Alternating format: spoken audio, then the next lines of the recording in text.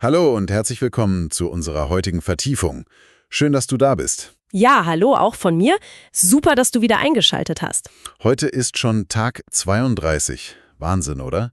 Über einen Monat lernen wir jetzt jeden Tag zusammen 15 Wörter.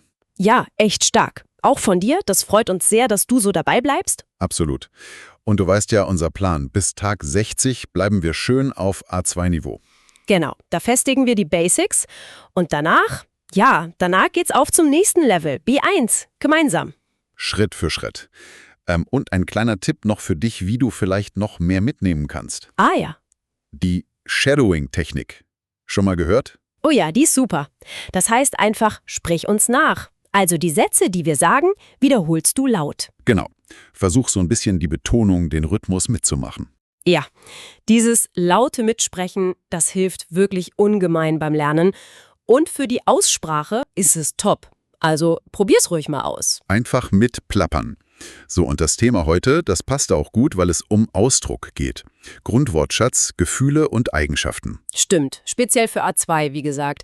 Wörter, mit denen du sagen kannst, wie es dir geht, wie du dich fühlst oder wie jemand anderes so drauf ist. Wir schauen uns 15 wichtige Worte an, helfen dir, die zu verstehen. Und anzuwenden, genau. Mit Beispielen aus dem Alltag, damit es nicht so trocken ist. Und wenn wir die alle durchhaben, die 15 Wörter, dann gibt's am Ende wie immer unsere kleine Geschichte.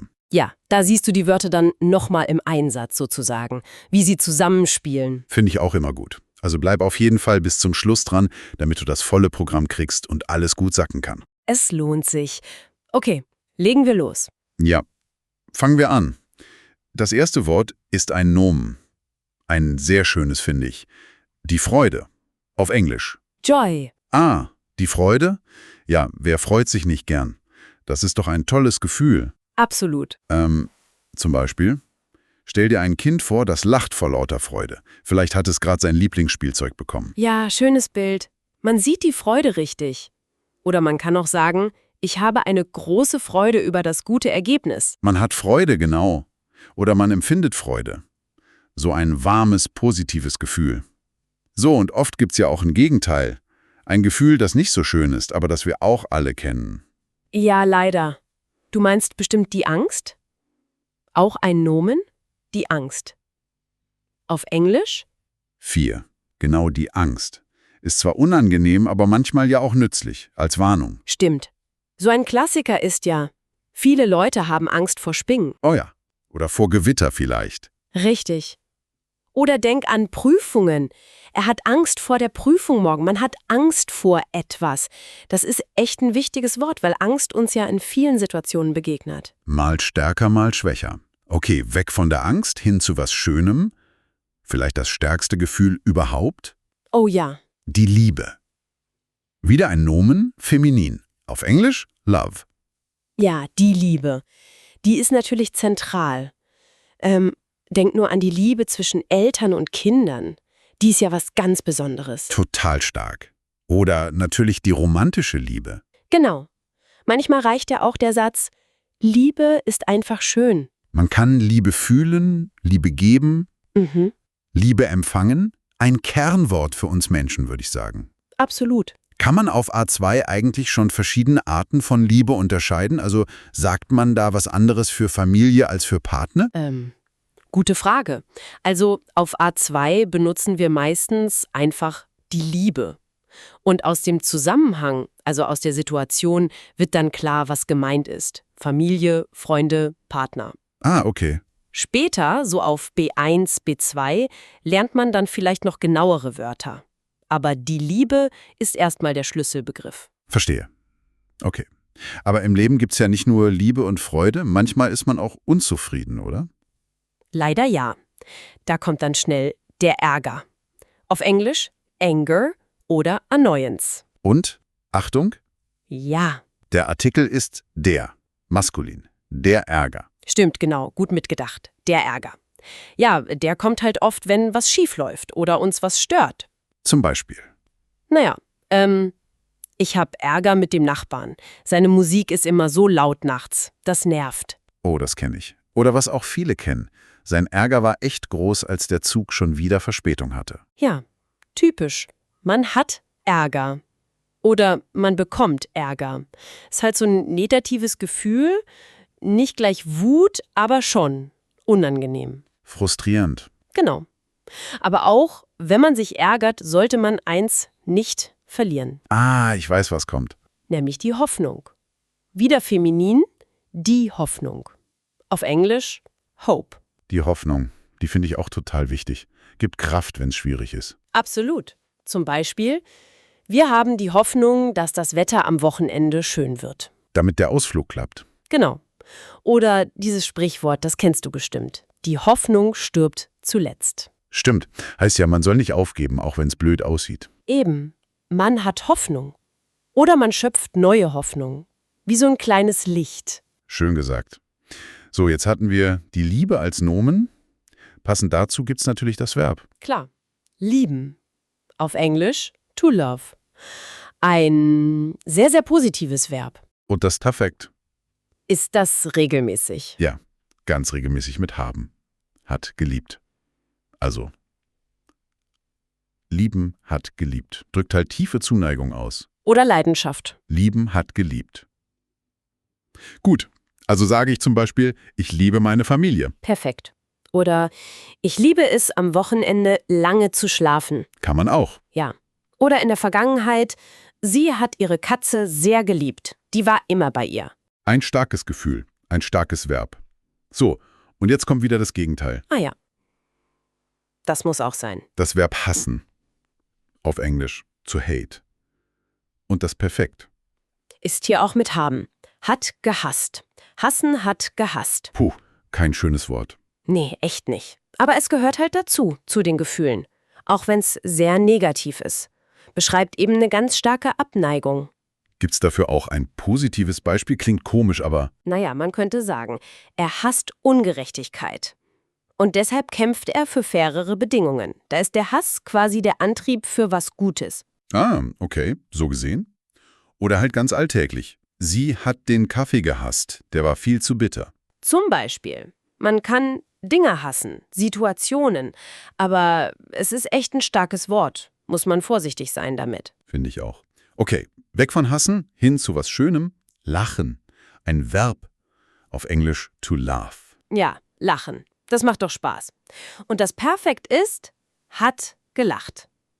Lachen hat gelacht. Lachen hat gelacht. Super. Ist ja auch gesund, sagt man. Stimmt. Man lacht halt, wenn was witzig ist. Oder wenn man sich einfach freut. Zum Beispiel. Wir lachen oft über seine Witze. Oder die Kinder haben draußen gespielt und ganz laut gelacht. Ja, das ist ein schönes Geräusch. Kinderlachen. Lachen ist meistens positiv. Ausdruck von Freude. Absolut. So, bevor wir jetzt weitermachen mit den nächsten Wörtern, vielleicht eine ganz kurze Anmerkung. Ja klar, Wenn dir das hier gefällt, also wie wir das machen und wenn du was lernst, dann würden wir uns total freuen, wenn du uns unterstützt. Abonnier doch bitte den Kanal. genau, und gib uns einen Daumen nach oben, wenn es dir was bringt. Das hilft uns wirklich riesig, weiter solche Sachen für dich zu machen. Kleiner Klick, große Wirkung für uns. Dankeschön. Super. Danke und jetzt geht's weiter. Okay, wir hatten gerade das Lachen. Was ist das Gegenteil? Das ist weinen. Das Verb weinen. Auf Englisch to cry. Und das Perfekt ist hat geweint. Weinen hat geweint. Weinen hat geweint. Ja, das passiert halt, wenn man traurig ist oder Schmerzen hat oder manchmal auch aus Überforderung. Stimmt. Ist ja auch eine natürliche Reaktion. Bei Babys zum Beispiel. Das Baby weint, weil es Hunger hat. Klar, wie soll es sich sonst melden? Oder bei Erwachsenen, sie hat furchtbar geweint, als sie die traurige Nachricht bekommen hat. Aber manchmal tut Weinen ja auch gut, oder? So zum Loslassen. Kann erleichternd sein, ja. Emotionen rauslassen. So all diese Sachen, Freude, Angst, Liebe, Ärger und auch Lachen und Weinen, all das kann man ja... Fühlen. Genau. Das Verb fühlen. Auf Englisch to feel. Perfekt. Hat gefühlt. Fühlen hat gefühlt. Fühlen hat gefühlt. Das ist ja quasi die Basis von allem, was wir besprochen haben. Unser inneres Erleben. Total. Man kann ganz einfach sagen, ich fühle mich heute gut. Oder eben nicht. Ich fühle mich gar nicht wohl. Aber sagt man auch, ich fühle Liebe? Oder eher anders? Das ist gut, dass du fragst. Man kann sagen, ich fühle Liebe für dich. Das geht schon. Aber häufiger sagt man direkt, ich liebe dich oder ich empfinde Liebe. Aber bei anderen Gefühlen ist Fühlen super üblich. Ich fühle Freude, ich fühle Angst und, ganz wichtig, man kann auch körperliche Dinge fühlen. Wie Kälte oder Wärme? Genau. Er hat die Kälte auf der Haut gefühlt. Also, Gefühle fühlen und körperliche Sachen fühlen. Beides geht mit Fühlen. Okay, das ist gut zu wissen. Danke. So, und wenn man sich jetzt richtig gut fühlt, wenn die Freude groß ist, wie ist man dann? Dann ist man zum Beispiel glücklich. Das ist jetzt ein Adjektiv. Auf Englisch happy. Glücklich. Ja, wer wäre das nicht gern?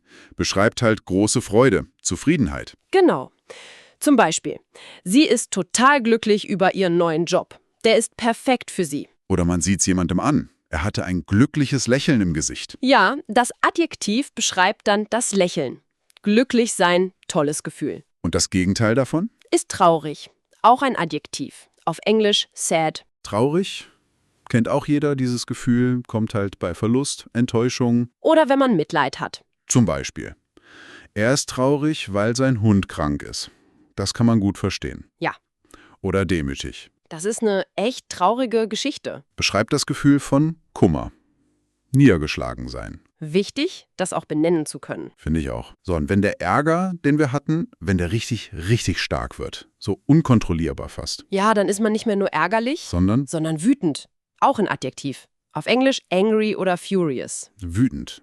Das ist also die Steigerung von Ärger. Genau. So ein starkes, explosives Gefühl. Kann passieren, wenn man sich total ungerecht behandelt fühlt oder mega frustriert ist. Zum Beispiel. Mein Chef war richtig wütend, weil ich den Termin vergessen habe. Oh je. Keine gute Situation. Oder man bittet jemanden, hey, sei bitte nicht wütend auf mich. War keine Absicht. Ja, das ist ein heftiges Gefühl. Merkt man oft auch körperlich. Absolut. So, was Angenehmeres jetzt wieder. Das Adjektiv ruhig. Auf Englisch calm oder quiet. Ruhig. Das kann sich auf eine Person beziehen. Oder auf eine Situation, einen Ort. Genau. Wenn man sagt, bitte sei ruhig, das Baby schläft. Dann meint man, sei leise. Richtig. Oder es kann Gelassenheit bedeuten. Nach dem stressigen Tag freue ich mich auf einen ruhigen Abend. Ja. Eine ruhige Person ist oft entspannt, nicht nervös, ausgeglichen. Kann also beides bedeuten. Leise oder gelassen. Gut. So, und das letzte Wort für heute. Das ist einsam. Wieder ein Adjektiv. Auf Englisch lonely. Einsam. Das beschreibt das Gefühl, wenn man sich allein fühlt und gern mehr Kontakt hätte. Ist oft traurig. Ja. Zum Beispiel. Der alte Nachbar fühlt sich manchmal einsam, seit seine Frau gestorben ist. Das ist traurig. Oder sie ist neu hier in der Stadt und noch etwas einsam. Kennt halt noch niemanden richtig. Wichtig ist dabei, man kann auch unter Leuten einsam sein, oder? Wenn die Verbindung fehlt.